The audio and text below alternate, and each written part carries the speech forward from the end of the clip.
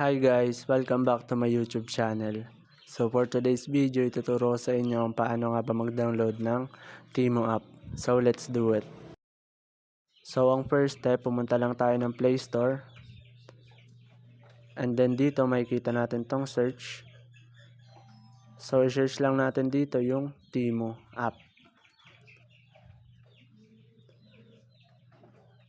So ayan. Ito na yung lalabas pag na-search nyo na siya.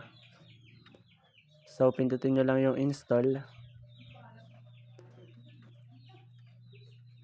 Magantay lang kayo ng konti kung saan na siyang nagda-download.